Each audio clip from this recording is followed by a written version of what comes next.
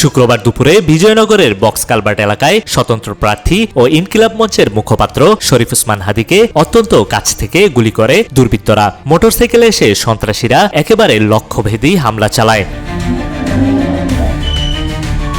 Dhaka medical কলেজের পরিচালক দপ্তর জানায় হাদীর অবস্থা ক্রিটিক্যাল। বুলেটটি গভীরে ঢুকে আছে মাথার ভেতরে। সিপিআর দেওয়ার পর এখনও তিনি লাইফ সাপোর্টে। জরুরি বিভাগের সার্জন ডাক্তার মুস্তাক বলেন, কানের পাশ দিয়ে মাথায় ঢুকেছে বুলেট, অবস্থা অত্যন্ত গুরুতর। রিকশায় হাদীর ঠিক পেছনে ছিলেন রাফি। তিনি জানান, কিউব হোল্ডিংসের গল্পে সেই রেখাটি আঁকা হয়েছিল আজ থেকে 1 যুগ আগে। কেবল কাগজে নয়, স্বপ্নের মাটির উপর। শব্দ নয়, কেবল নকশাই আমাদের ভাষা। Cube holdings limited.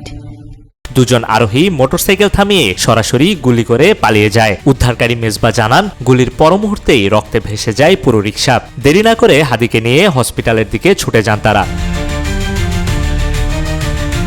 ডিএমপির DC Talibur Rahman জানান, রিকশায় চলার সময় সন্ত্রাসীরা তাকে অনুসরণ করছিল বলে ধারণা করা হচ্ছে। ইতিমধ্যেই পুরো ঘটনাস্থলের সিসিটিভি ফুটেজও সংগ্রহ করা হয়েছে। গত নভেম্বরেই হাদী জানিয়েছিলেন দেশি বিদেশি 30টির বেশি নাম্বার থেকে নিয়মিত হত্যার হুমকি পাচ্ছিলেন তিনি। 14 নভেম্বর এক ফেসবুক পোস্টে তিনি উল্লেখ করেছিলেন, আমাকে হত্যা, বাড়িতে আগুন, মা বোন ও স্ত্রীকে ধর্ষণের হুমকি দেয়া হচ্ছে। এই হুমকিগুলোর তদন্ত কত দূরে গিয়েছিল সেই প্রশ্নও আবার সামনে এসেছে হাদীর উপর হামলার পর। এই হামলার ঘটনায় গভীর উদ্বেগ প্রকাশ করেছেন প্রধান উপদেষ্টা ডক্টর মোহাম্মদ ইউনূস।